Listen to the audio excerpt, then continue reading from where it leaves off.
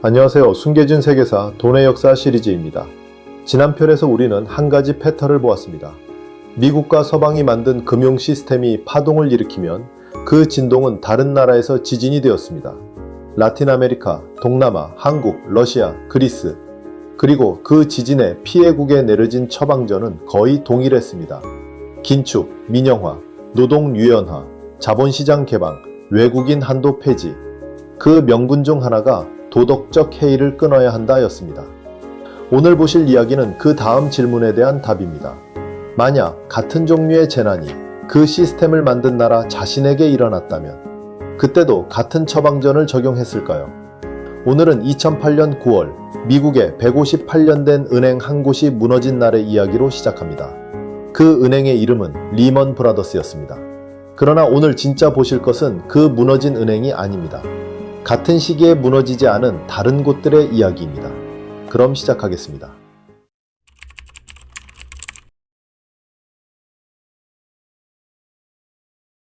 (2008년 9월 15일) 월요일 새벽 1시 45분 뉴욕 남부지방법원에 한 통의 서류가 접수됩니다. 미국 연방파산법 제11장에 따른 파산보호신청서. 신청인은 리먼 브라더스 홀딩스. 그 순간 158년 동안 성장하며 온갖 위기에서 살아남아온 은행이 공식적으로 무너졌습니다. 리먼 브라더스의 시작은 1844년 미국 남부 엘라베마였습니다. 독일에서 건너온 이민자 헨리 리먼이 몽고메리에 작은 잡화점을 열었습니다. 6년 뒤인 1850년 두 동생 엠마누엘과 메이어가 합류하면서 가게 이름이 바뀝니다. 리먼 브라더스. 그때부터의 역사가 158년이었습니다. 리먼 브라더스가 통과해온 역사의 고비는 이렇습니다.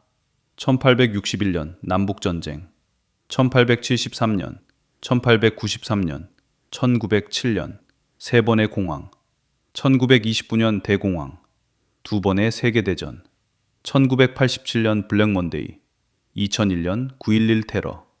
어떤 위기는 살아남았고 어떤 위기는 기회로 바꾸었습니다.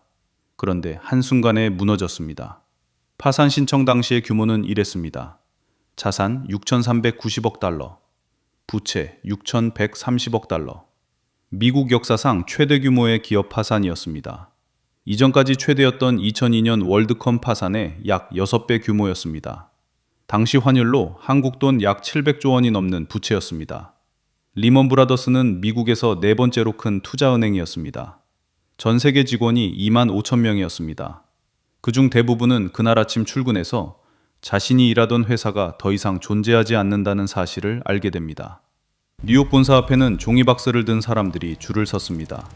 자기 짐을 정리하러 들어가는 사람들이었습니다. 파산 발표는 시장이 열리기 전 새벽에 나왔습니다. 월요일 아침 뉴욕 증시가 열렸을 때 다우지수는 곤두박질 쳤습니다. 하루 만에 504포인트, 약 4.5% 폭락. 2001년 9.11 테러로 인한 폭락 이후 가장 큰 일일 낙폭이었습니다. 그리고 충격은 미국에만 머물지 않았습니다. 리먼 파산 소식이 전 세계에 퍼지면서 그날 아시아 시장이 먼저 흔들렸습니다. 도쿄, 서울, 홍콩, 그리고 유럽이 흔들렸습니다. 런던, 프랑크푸르트, 파리. 리먼의 거래 상대였던 전 세계 금융기관들이 동시에 자신의 손실 규모를 계산하기 시작했습니다. 누가 얼마를 잃었는지, 누가 다음 차례로 무너질지 아무도 몰랐습니다. 그 혼란의 한가운데서 한 가지 질문이 모든 시장 참여자의 머리에 떠올랐습니다. 미국 정부는 왜 리먼을 구하지 않았는가? 불과 6개월 전 미국 정부는 다른 투자은행 베어스턴스를 살렸습니다. 연준이 290억 달러를 보증하고 JP모건이 인수하는 방식이었습니다. 베어스턴스의 자산 규모는 약 4천억 달러였습니다. 리먼의 자산은 그보다 더 컸습니다. 그리고 리먼이 무너지기 일주일 전 미국 정부는 또 다른 두 거대 금융기관을 구했습니다. 페니메이와 프레디맥. 미국 주택 모기지 시장의 절반 가까이를 책임지는 두 회사를 정부가 사실상 인수해버린 것입니다. 베어스턴스를 살렸고 페니메이와 프레디맥을 살렸고 이 모든 일이 리먼 파산 직전 6개월 사이에 벌어졌습니다. 그렇다면 리먼은 왜? 그 질문에 대한 공식 답변은 이러했습니다. 리먼은 담보로 잡을 만한 자산이 부족했다. 연방준비제도 이사회 의장 벤 버냉키와 재무부 장관 헨리 폴슨이 반복해서 한 말이었습니다. 법적으로 우리가 도울 수 있는 권한이 없었다. 그러나 그날 그 자리에 있던 사람들의 회고는 조금 달랐습니다. 당시 뉴욕 연준 총재였던 티모시 가이터너는 후일 자서전에서 이렇게 적었습니다. 리먼을 살리지 않은 결정은 시장에 한 가지 메시지를 보내기 위해서이기도 했다. 도덕적 해이는 그대로 둘 수 없다는 메시지였습니다. 여기서 한 가지 단어가 다시 등장합니다. 도덕적 해이. 지난 편에서 보셨던 그 단어입니다. 1997년 겨울, 한국이 IMF로부터 받은 처방전의 명분이었던 그 단어. 그 단어가 2008년 9월 15일 새벽에 미국 뉴욕에서 다시 사용된 것입니다. 리먼 브라더스는 왜 무너졌을까요? 그 답을 찾기 위해서는 시간을 거슬러 올라가야 합니다. 2001년 미국 경제는 두 번의 충격을 받습니다. 3월 닷컴 버블이 터졌습니다. 9월 9.11 테러가 일어났습니다. 소비도 투자도 모두 얼어붙었습니다. 연방준비제도 이사회는 한 가지 결정을 내립니다. 금리를 내린다. 그것도 빠르게 깊게 내린다. 2000년 말 6.5%였던 미국 기준금리가 2003년 6월 1.0%까지 떨어집니다. 45년 만에 최저금리였습니다. 그 금리가 1년 동안 유지됩니다. 그러자 미국 사회 전체에 심상치 않은 바람이 불기 시작합니다. 집을 사기 시작한 것입니다. 금리가 낮으니 모기지 이자도 싸졌습니다. 이자 부담이 없으니 누구나 집을 가질 수 있다는 분위기였습니다. 2001년 한 해 미국에서 신규 발행된 모기지가 약 1조 달러였습니다. 2003년에는 3조 8천억 달러였습니다. 2년 만에 거의 4배로 늘어난 것입니다. 집을 사니 집값이 올랐습니다. 집값이 오르니 더 많은 사람이 집을 샀습니다. 2001년부터 2006년까지 미국 주택가격은 평균 80% 이상 올랐습니다. 도시별로는 2배, 3배 오른 곳도 있었습니다. 집값이 계속 오르자 은행과 모기지 회사들은 경쟁적으로 대출을 늘렸습니다. 그러자 대출 기준이 무너집니다. 소득이 없어도, 직장이 없어도, 자산이 없어도 모기지가 나왔습니다. 업계에서는 이런 대출을 닌자 대출이라 불렀습니다. 닌자, No Income, No Job, No Asset. 이런 대출의 공식 명칭이 서브프라임 모기지입니다. 신용등급이 낮은 사람들에게 나가는 모기지였습니다. 처음 몇 년은 이자가 아주 낮습니다. 그러나 정해진 시점이 지나면 이자가 크게 올라갑니다. 은행은 그 시점이 오기 전에 그 모기지를 다른 곳에 팔아넘기면 그만이었습니다. 여기서부터 자본주의의 정교한 욕망이 응축된 복잡한 시스템이 돌아가기 시작합니다. 은행은 모기지 1000건을 묶어 채권처럼 만들어 투자자에게 팝니다. 투자자는 그 채권을 사서 1000명이 갚는 이자를 나눠받게 됩니다. 이 상품의 이름이 MBS입니다. 주택저당증권. 그러나 진짜 마법은 그 다음 단계에서 일어났습니다. 은행은 등급이 서로 다른 MBS들을 섞어 다시 한 묶음으로 만들었습니다. 안전한 등급, 중간 등급, 정크 등급. 이 묶음을 다시 채권으로 만들어 팔았습니다. 이 상품의 이름이 CDO입니다. 부채담보부증권. 신용평가사는 보통 회사 같은 개별 한 대상에 등급을 매깁니다.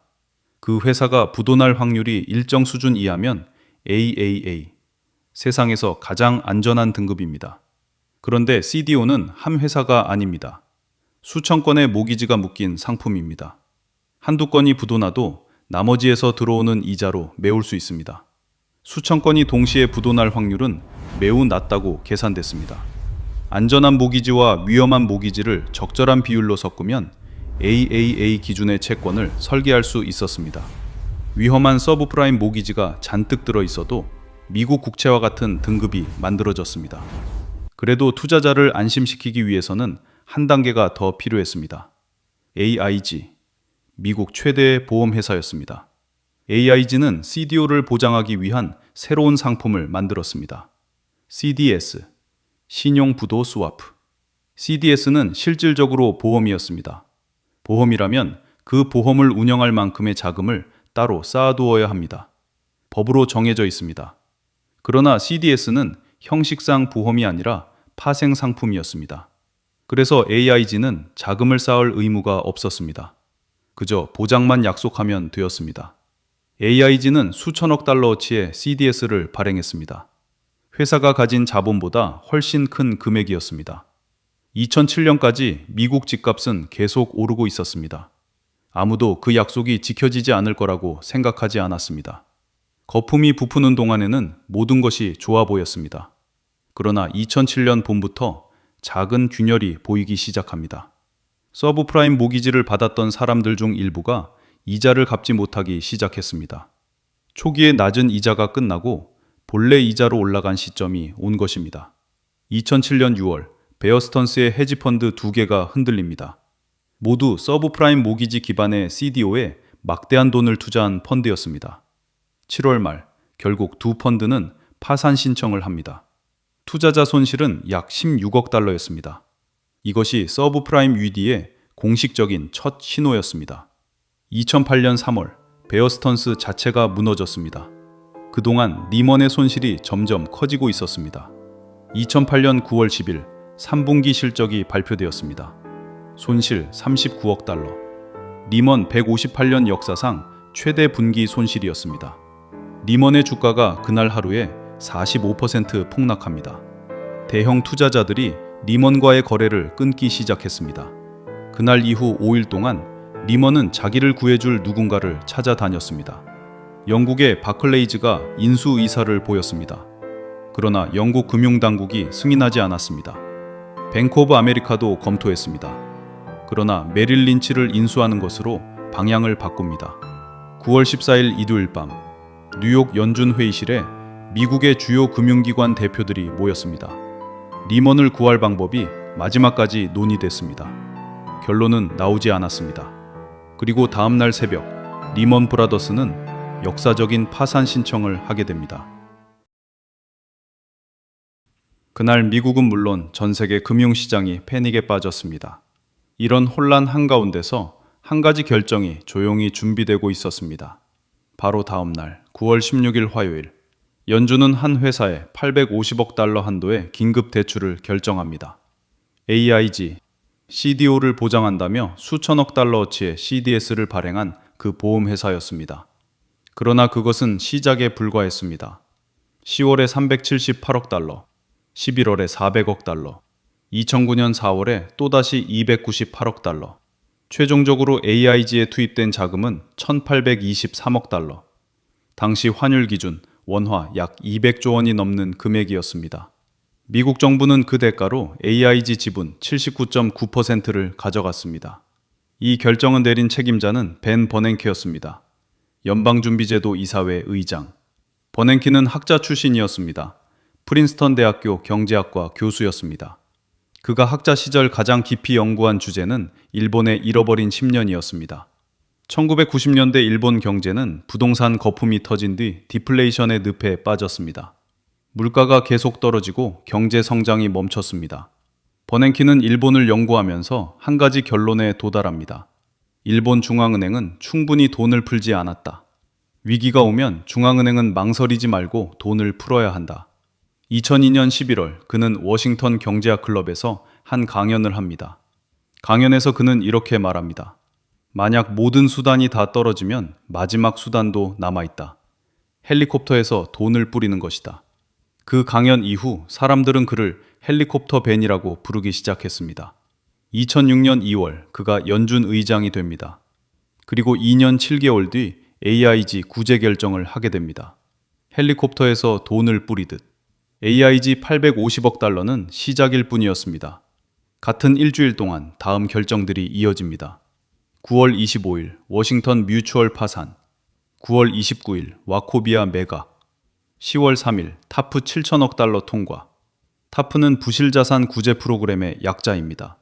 미국 정부가 7천억 달러를 풀어 부실해진 금융기관의 자산을 사들이거나 직접 자금을 투입하는 프로그램이었습니다. 당시 환율 기준 원화 약 800조 원이 넘는 규모. 미국 역사상 단일 금융 구제 프로그램으로는 최대였습니다. 그러나 이것도 시작일 뿐이었습니다. 2008년 11월 연준이 새로운 카드를 꺼냅니다. 양적 완화, 퀀타이티브 이징, 줄여서 QE라고 불립니다. 양적 완화는 중앙은행이 시장에서 국채를 대량으로 사들이면서 새돈을 시장에 푸는 정책입니다. 통화를 늘려 경기를 부양해야 하는데 금리를 더 이상 내릴 데가 없을 때 쓰는 최후의 수단. 앞서 보았던 짐바브웨나 베네수엘라가 썼던 방식과 본질은 같습니다. 중앙은행이 직접 돈을 찍어 시장에 공급하는 방법입니다. 2008년 11월 1차 6천억 달러, 2010년 2차 6천억 달러, 2012년 3차 매달 850억 달러씩 무제한. 연준 대차대조표가 어떻게 변했는지를 보겠습니다. 2008년 초 9천억 달러, 2014년 말 4조 5천억 달러, 6년 사이 5배로 늘었습니다. 새로 찍어낸 돈만 3조 6천억 달러. 당시 환율 기준 원화 약 4천조 원에 가까운 규모였습니다. 여기서 문제의 단어가 다시 등장합니다. 도덕적 해이. 2010년 9월 2일 워싱턴 미국 금융위기 조사위원회 청문회. 증언대에 선 사람은 벤 버냉키였습니다. 그가 위원들 앞에서 이렇게 말합니다. 대마불사는 심각한 도덕적 해이를 만든다. 그는 2년 전 AIG에 1823억 달러를 투입하고 대규모 양적 완화를 진행하고 있던 사람이었습니다. 그로부터 12년 전 한국은 AIG 1개 회사에 대한 지원금의 3분의 1도 안 되는 자금을 지원받으며 가혹한 처방전을 받아들었습니다. 부실 금융기관과 부실 기업 정리, 노동 유연성 강화, 자본시장 개방, 외국인 투자 한도 폐지.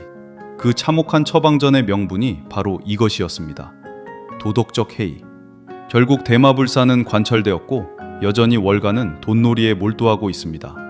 여기서 반론을 가지실 많은 분들을 위해 한 가지 다른 가정을 해보겠습니다.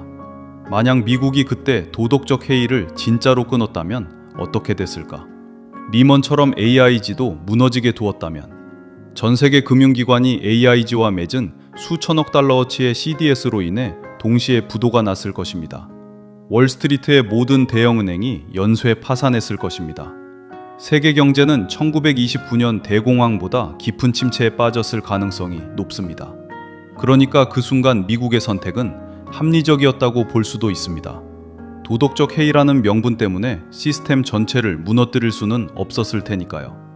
하지만 그것으로 문제가 해결된 것일까요? 풍선이 점점 커져만 가고 있는 것은 아닐까요? 내 차례에만 터지지 않으면 된다는 생각에 미래의 누군가에게 폭탄을 떠넘기는 것은 아닐까요?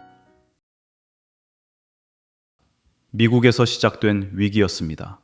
미국이 거품을 키웠고, 미국 은행이 무너졌고, 미국 정부가 1823억 달러를 풀어 자기 회사를 구했습니다. 그런데 그 위기의 충격을 가장 먼저 받은 곳 중 하나는 한국이었습니다.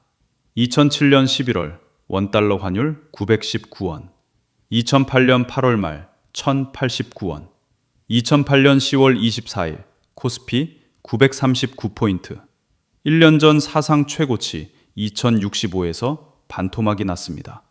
2008년 11월 말 한국 외환 보유액 2005억 달러, 3월에 2642억 달러였습니다. 8개월 사이 637억 달러가 사라졌습니다. 외환 보유액의 4분의 1이 줄어든 것입니다. 그리고 2009년 3월 6일 원달러 환율이 장중 1597원에 닿았습니다. 1997년 IMF 위기 이후 처음 보는 숫자였습니다. 위기의 진원지는 미국이었습니다. 그러나 환율이 무너진 곳은 한국이었습니다. 2008년 10월 30일 한국은행과 미국 연방준비제도 이사회가 300억 달러 규모의 통화수합 계약을 체결합니다. 필요할 때 원화를 예치하고 달러를 빌려올 수 있는 장치. 한국이 미국의 달러 마이너스 통장을 개설한 것과 유사한 것입니다. 물론 한시적 계약이었습니다. 신흥국 중에서 미국과 통화수합을 맺은 첫 사례였습니다. 브라질, 멕시코, 싱가포르와 함께였습니다. 발표 그날 원달러 환율이 1427원에서 1250원대로 떨어졌습니다. 하루에 177원이 빠진 것입니다. 주식시장도 즉시 반등했습니다. 한국의 매체와 정부와 여론은 한 목소리였습니다. 미국이 한국을 구했다. 6.25 이후 두 번째 구제다. 위기는 미국에서 시작되었습니다. 그 충격이 한국을 흔들었습니다. 그 충격의 일부를 미국이 흡수해 주었습니다. 그리고 한국은 미국에 감사했습니다. 한국이 받은 충격은 환율과 주가만이 아니었습니다. 키코, 넉인, 넉아웃. 환율 변동의 위험을 막기 위한 파생 상품이었습니다. 원리는 단순했습니다. 환율이 일정 구간 안에 머무르면 가입자가 약간의 이익을 봅니다. 대신 환율이 그 구간을 벗어나면 그 손실을 가입자가 떠안는 구조였습니다. 2006년부터 2008년 초까지 한국의 환율은 계속 하락하고 있었습니다. 수출 중소기업들에게 환율 하락은 직접적인 타격이었습니다. 그래서 환율 하락 위험을 막기 위해 약 500개가 넘는 중소기업이 이 상품에 가입했습니다. 은행은 안전한 상품이라고 홍보했습니다. 그러나 2008년 가을 환율이 폭등하면서 키코의 손실 구간이 일제히 발동됩니다. 피해 기업 약 500여 곳, 손실액 약 3조 5천억 원. 피해 기업의 91%가 중소기업이었습니다. 그중 절반 가까이가 워크아웃이나 폐업으로 내몰렸습니다. 한국은 미국처럼 자기 기업을 도울 수 없었습니다. 미국처럼 돈을 찍어낼 수 있는 나라가 아니었기 때문입니다. 결국 미국이 자신의 기업을 살리기 위해 돈을 뿌린 결과로 한국의 기업이 무너진 것입니다. 미국에서 시작된 충격을 받은 곳은 한국만이 아니었습니다. 같은 시기 인구 35만 명인 북대서양의 한 작은 나라가 무너집니다. 아이슬란드. 이 나라 3대 은행은 2000년대 국제금융시장에서 막대한 자금을 빌려와 자산을 키워왔습니다. 글리트니르, 란스방키, 카우프싱. 2008년 기준 세 은행의 자산을 합치면 아이슬란드 전체 GDP의 약 9배. 나라보다 큰 은행이었습니다. 리먼이 무너진 그 다음 주 아이슬란드 3대 은행도 단 일주일 만에 차례로 무너졌습니다. 아이슬란드 정부는 그 은행들을 살릴 수 없었습니다. 은행이 너무 컸고 미국처럼 돈을 찍어낼 수도 없었기 때문입니다. 아이슬란드 화폐 크로나는 가치의 절반을 잃었습니다. 물가가 한 해 만에 18% 이상 올랐습니다. 수입 물가가 폭등하면서 일상생활용품 중 가격이 2배 가까이 뛴 품목도 있었습니다. 결국 IMF로부터 구제금융 지원을 받았습니다. 그리고 10여 년 전 한국과 러시아가 그랬던 것처럼 가혹한 처방전을 받게 됩니다. 우리가 그랬던 것처럼 오랫동안 아이슬란드 국민들은 고통을 감내해야 했습니다. 미국발 유럽의 위기는 아이슬란드에 국한된 사건이 아닙니다. 사실 광범위하게 피해를 입은 곳은 유럽 남부 지역 국가들이었습니다. 그리스, 아일랜드, 포르투갈, 이탈리아, 스페인. 머리 글자를 따 피그스라고 불립니다. 각국마다 사정은 조금씩 달랐습니다. 아일랜드는 자국 은행 부실을 정부가 떠안다가 재정이 무너졌습니다. 스페인은 부동산 거품이 터졌습니다. 청년 2명 중 1명 이상이 일자리가 없는 시기를 지나야 했습니다. 포르투갈과 이탈리아는 국가 부채 문제였습니다. 그리스는 지난 편에서 보신 그대로입니다. GDP가 25% 사라지고 청년 실업률이 60%를 넘는 침체. 1929년 미국 대공황보다 더 깊은 수렁이었습니다. 이 5나라에 내려진 처방전도 비슷했습니다. 긴축, 연금 삭감, 임금 삭감, 민영화, 노동 유연성 강화. 미국이 3조 6천억 달러를 찍어서 돈잔치를 벌이고 있던 시기였습니다. 2008년의 충격이 가라앉은 뒤 미국은 한 가지 약속을 합니다. 다시는 이런 일이 일어나지 않게 하겠다. 2010년 7월 도드-프랭크법이 통과됩니다. 1930년대 대공황 직후 만들어진 글래스-스티걸법 이후 80년 만에 가장 큰 금융개혁이라는 평가를 받았습니다. 핵심은 2가지였습니다. 대형은행에 더 강한 자본 규제를 적용한다. 은행이 고객 자금으로 위험한 자기 거래를 하는 것을 막는다.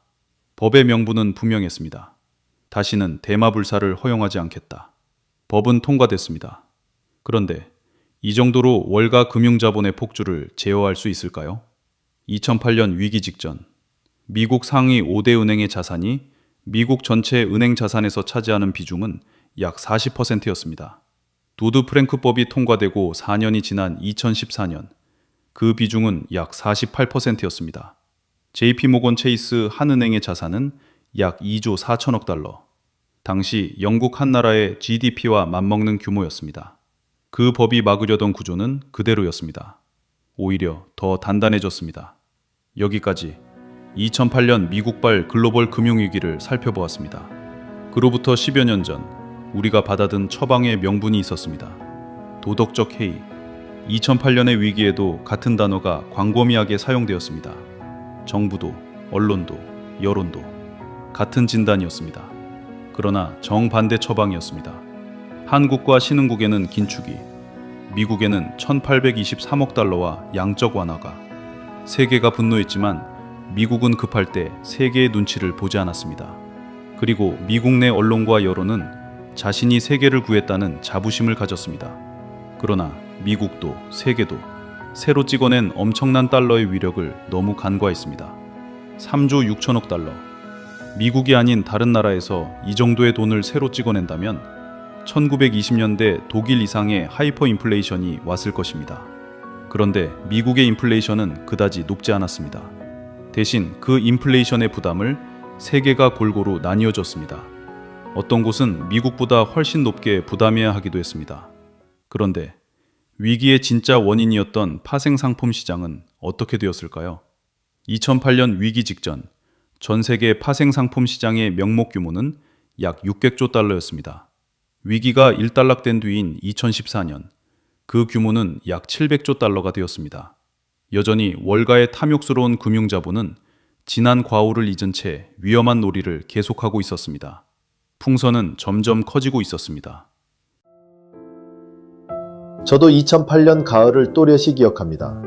그때 조그만 사업체를 운영하던 저는 그 충격을 온몸으로 경험했습니다. 다행히 제 사업체가 무너지지 않았습니다. 하지만 주위에 많은 업체들이 줄줄이 문을 닫는 모습들이 문득문득 떠오릅니다. 이 위기는 미국에 의한 것이었습니다. 그러나 그 위기도 그것을 해소하는 과정의 부작용도 세계가 나누어 감당해야 했습니다. 혹자는 이렇게 반론하십니다. 달러가 기축통화이고 세계 화폐이기 때문에 어쩔 수 없다. 세계 경제의 붕괴를 막으려면 어쩔 수 없다. 맞는 논리라 생각합니다. 그렇다면 최소 새로 찍힌 돈의 일부라도 미국 아닌 국가를 위해 사용되었어야 했습니다. 그것이 정의라고 생각합니다. 미국이 스스로 위기에 처했을 때 미국의 이기주의는 그 한 번으로 그치지 않았습니다. 그로부터 10여 년이 흐른 뒤 더 큰 위기에 직면합니다. 바이러스에 의한 팬데믹 위기. 그때 미국은 어떻게 대처했는지, 또 그로 인해 세계는 어떤 경험을 하게 되는지 다음 편에서 이어가겠습니다. 오늘은 여기까지입니다. 긴 영상 함께 해주셔서 감사합니다.